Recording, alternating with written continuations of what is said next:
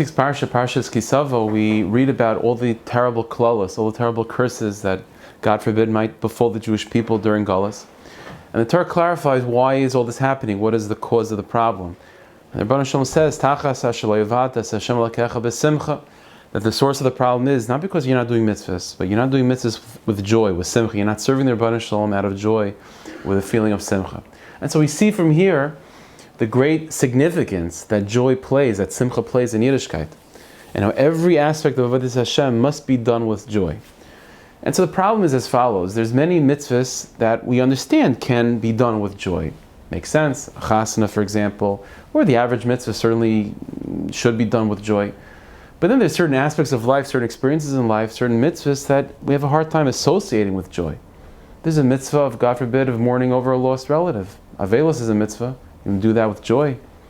Tisha B'Av, there's a mitzvah of keeping the halachas of Tisha B'Av, the 3 weeks and so on. That's going to be with joy. How could simcha be a feeling that one should have throughout all of one's avodas Hashem? There's so many ups and downs.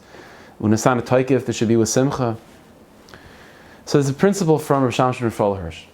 Rav Shamshon Raphael Hirsch said that if you want to understand a word in Hebrew, every word in Hebrew is related somehow to words that sound like it also. Even if they're spelled differently, but if they sound the same, there's a relationship. So Sfarim point out the following phenomenon, that the word sameach, or samach, to be happy, sounds like, and it's related therefore to the word samach with the letter samach. Again, samach with a sin is to be happy, and samach with a samach means to be supported. If I'm leaning on something, that's called smicha. What does that tell us about joy? What that tells us about joy is that the nature of simcha, maybe it's not even correct to translate it as joy, as happy. But the nature of simcha is the feeling that one has when they know that they have one to rely on.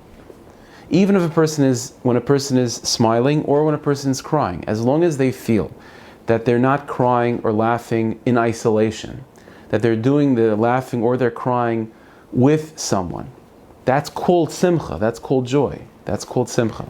Simcha, again, is related to the word samach, is to lean on, to be supported by something. The opposite is also true. The word in Hebrew for depression is atzvos with a tzadi, atzvos. But also, based on Rosh Hashanah Raphael Hirsch, that word sounds similar to the word azvos with a zayin, which means to be alone. The nature of depression, of sadness, is not to smile.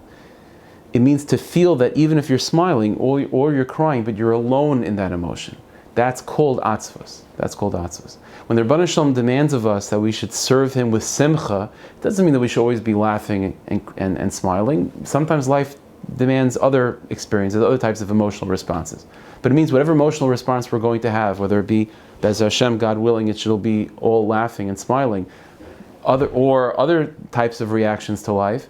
Either way, it should be b'simcha. In other words, either way, it should be an expression that one has when they realize that they're being supported and they're doing this with the Rebbeinu Shalom. As long as the person believes that whether they're laughing or crying, they're laughing and crying with the Rebbeinu Shalom, that's called simcha.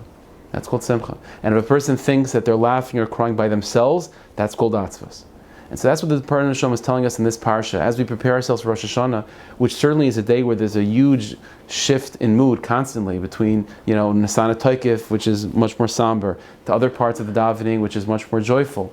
And so it's hard to get our bearings on Rosh Hashanah. But the answer is, the one constant throughout Rosh Hashanah is simcha. That we're with the Rebbeinu Shalom. It's HaMelech. Wherever we are, we're with the Rebbeinu Shalom. And every experience that we have in Rosh Hashanah, every mood, every emotion, we connect back to Hashem. Hashem is with us in those experiences. That's called simcha.